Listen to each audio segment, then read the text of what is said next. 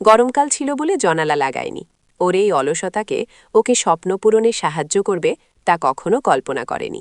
বাড়িতে বাবা মা কেউ নেই বলে দরজা জানালা নিয়ে ও আর বেশি মাথা ঘামাল না।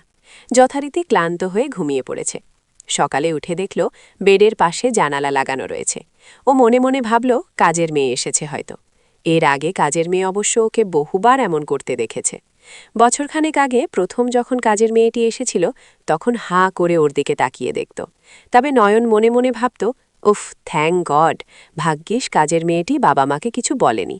মনে হয় ওকে ওই জন্মদিনের পোশাকে দেখতে ওর ভালোই লাগত, তাই ওর সামনে খুলে থাকত, ওর কোনো প্রবলেম হয় না।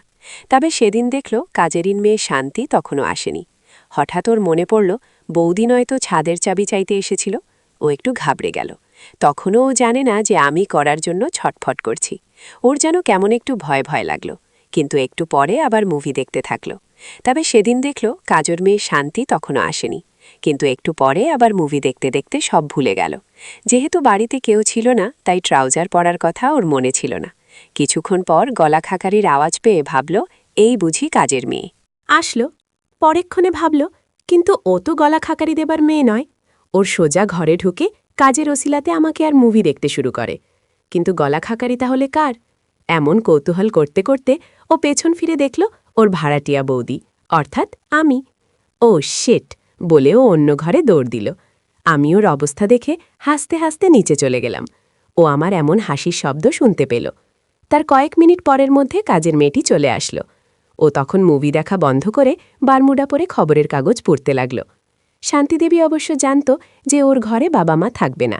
তবে আজ শান্তির মুখ দেখে নয়নের মনে হলো শান্তি হতাশ হয়েছে ওকে না দেখতে পেয়ে। নয়ন সেদিকে আর খেয়াল দিল না। শান্তি ছাদে কাপড় কাচতে গেল। এদিকে আমি থালা বাসন নিয়ে ছাদে উঠতে উঠতে ওর দিকে আরও বারমুডার দিকে তাকিয়ে মুচকি হেসে চলে আসলাম। ও কিছুটা শান্তি আর স্বস্তি পেল। নিচে নামার সময় ওকে বললাম, চা খাবে? একটু নিচে চলো, আমার একা একা ভালো লাগছে না। ও লজ্জায় তাকাতে পারল না আমার দিকে, কারণ আমি যে ওর সিক্রেট দেখে ফেলেছি।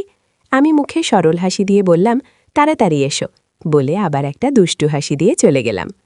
কয়েক মিনিট পরে নিচে আসতেই আমি বললাম, বসো, আমি চা করে আনছি। বন্ধুরা, এই ফাঁকে আমার সম্পর্কে তোমাদের বলে রাখি। আমি দেখতে কেমন?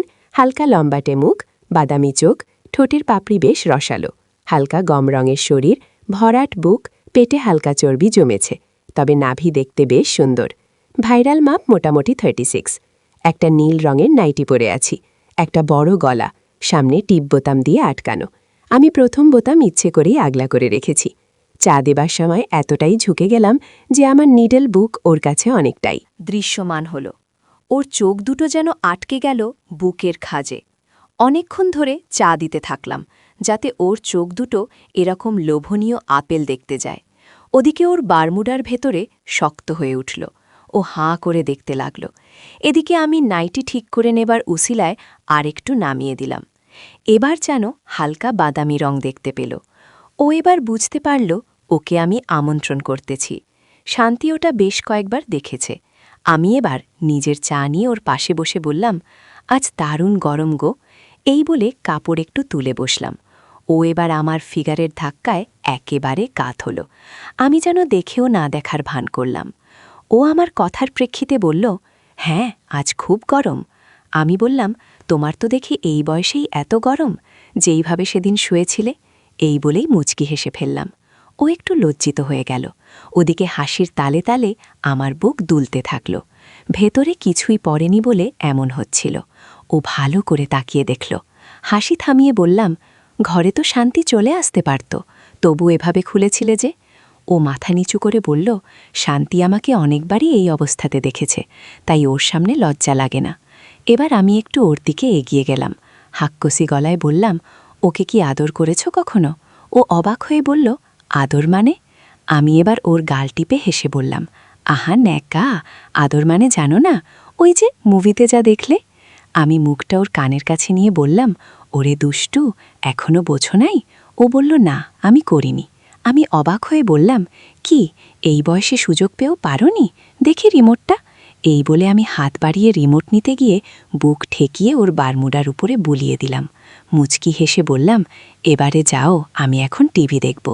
ও আমার এমন রিয়্যাক্ট ভাব দেখে মন খারাপ করে সোজা উপরে গেল নিজের চা দেখালাম তাতে ওর মাথা গরম হয়েছে।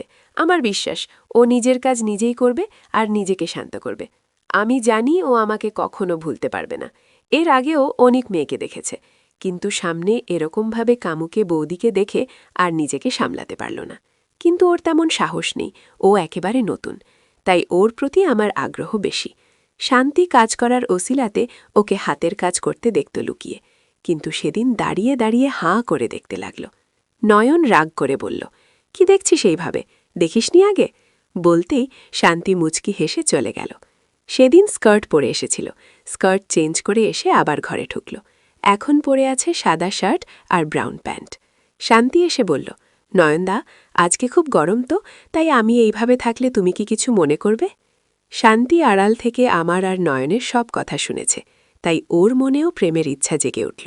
কিন্তু নয়ন তখন আমার ভাবনায় বিভর, তাই শান্তির এমন পরিবর্তন ওর নজর এড়িয়ে গেল।